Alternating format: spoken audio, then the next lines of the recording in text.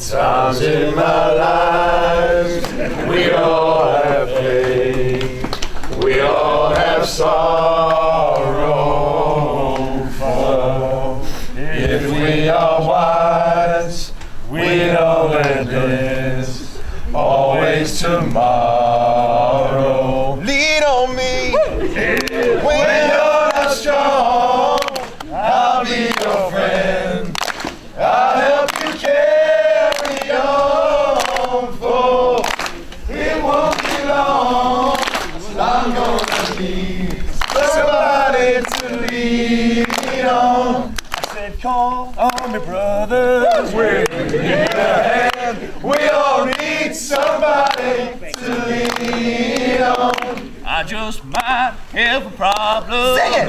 You can understand. We all need somebody to lean on. Lean on me.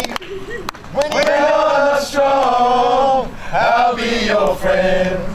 I'll help you carry on, for it won't be long till I'm gonna need somebody to lean on.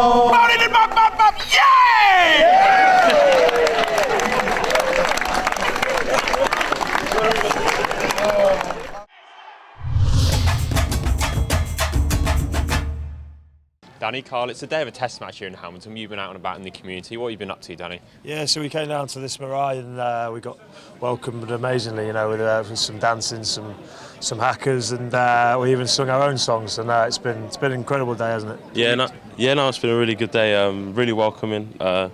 Very nice hacker to be welcomed with, and we gave our own little song, so it's good fun. Talk me through your feelings when you arrived here and those guys came towards you with those spears and things. I was quite nervous. I didn't really know what to do, to be honest. Like just took it all in really, and just embraced the culture and embraced the marae, and just had a really, really good day. Get an idea of what Captain Cook might have felt like when he came here in 1770 or something like that. Yeah, a little bit. It was a bit scary. I think there was a few of us twitching when the spears were about to be thrown, but it was awesome, and to see their culture and the way they do things over here, it's really pretty humbling, to be fair. You see how close they are as families, and it's just brilliant that they shared it with us today. And you responded with a song as well. Can you tell me a bit about that and how it came about?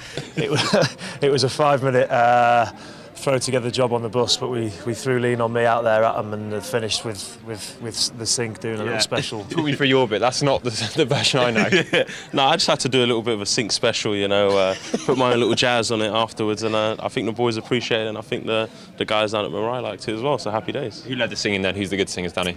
Fodes and Jeff. I think everyone enjoyed it. To be fair, there's a lot of lads who say they don't really like to sing, but I think you'll see from the videos you got a few boys getting into it. But apparently it was taken well, so yeah, we're happy. How important is it to come out and do these things, you think, when you're in New Zealand? How important is it to come and see different cultures? Yeah, I think it's very important. You don't want to just sit in your hotel all day and do nothing. It's good to get out and embrace the culture, embrace the city, and get to see all the guys out here and get to know what makes them tick and all their culture. So yeah, it's really good. Rubbing noses as well, Danny?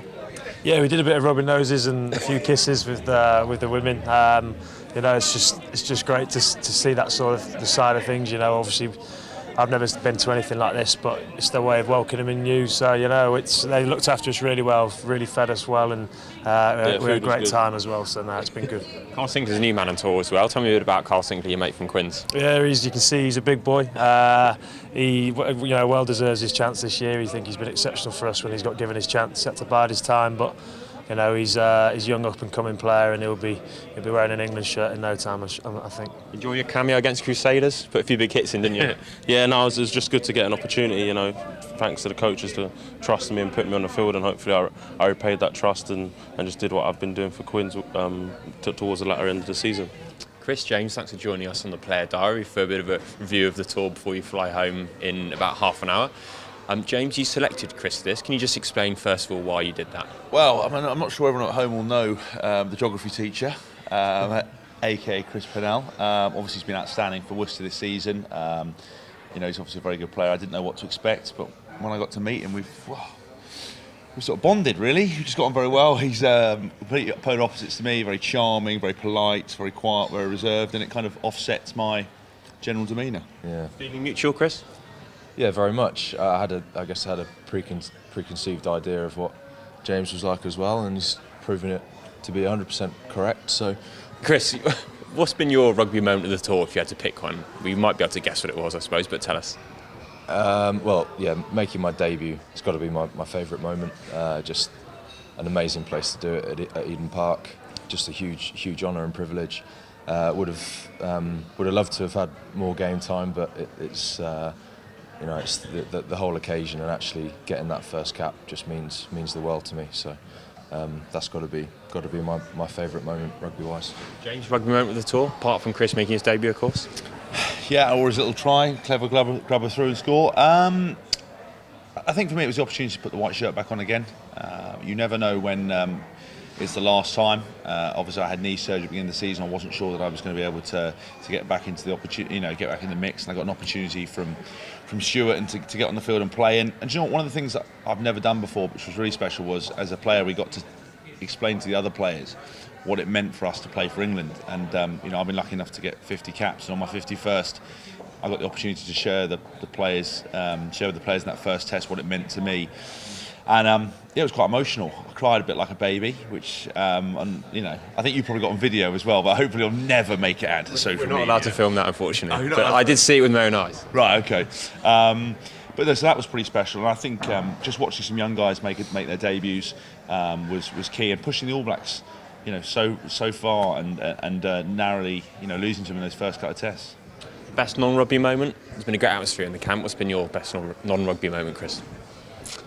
Well, the time spent with this gentleman, of course, is time that I'll never forget. Normally I charge for that kind of level of time. Yeah, well, I've heard. You are a businessman at the end of the day. I mean, people think rugby player first. I say no, businessman first. No, I'm joking. Cash? No. No. I had a couple of rounds of golf actually, which was great. It's really good to.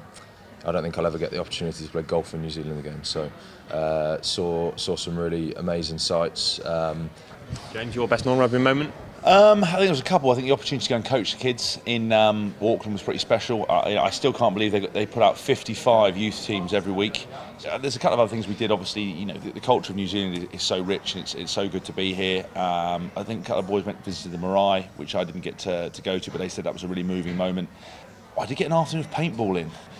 David Ward won the award for most likely to get shot by his own side. Richard Bamford, the physio, went on a few suicide missions. He was incredible. Won the flag, got absolutely nailed a couple of times. It was actually, it was a very good bonding afternoon, the backs versus forwards. The backs, as you would expect, didn't venture out their base. They basically hid there. Ben Foden, I don't think ever left the base. He was cowering away. So the forwards were a lot more active. But it was good. Targets as well. Yeah, I mean, and also Carl Sinckler got shot.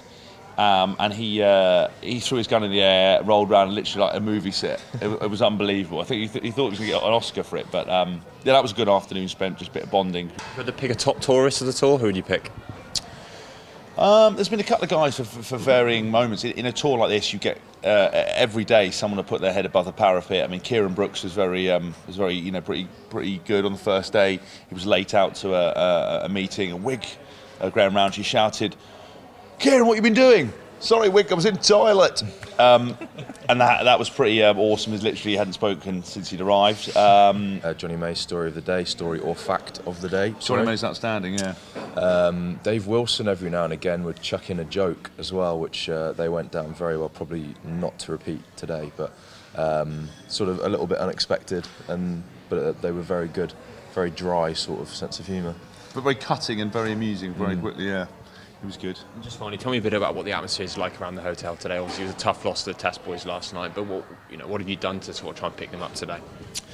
It's a real difficult one because you spend the whole time preparing for these 3 Test matches, and then it finishes, and then everyone goes their separate ways. And I think we've got a meeting in a minute with Stuart where I'm sure we'll pull everything together. It's obviously bitterly disappointed that we didn't get the result that we deserved. I think. This England team has progressed beyond recognition. I think we pushed the best team in the world very, very close. And do you know what's really encouraging for me? And I was lucky enough to be commentating on a couple of the games. Was watching young players perform really well, but also cause the All Blacks so much trouble, cut them apart, score tries, and the difference is clear for everyone to see. We're just missing that little bit of ruthlessness, and that comes from years of experience, and I think the guys will be disappointed now. Everyone's looking forward to the off season. They'll come back bigger and stronger, but you cannot get more confidence in coming to New Zealand and make a good account of yourself. What to getting home and having a bit of time off as well, Chris? I am, yeah, I can't wait. Missing the missus and the little one a lot, so looking forward to catching up with them in a day or two. So and also looking forward to the flight as well. They feed us very well. No one's missing me, I don't think. When I get back, I bet my parents have moved house and not told me where they live anymore. No loved ones. It's kind of sad. Can't think why. Cheers, gents. Thanks a lot for your time. How dare you? You don't change in front of the camera. The media's already gone to your head. I'll miss you. I'll miss you as too. soon as this is...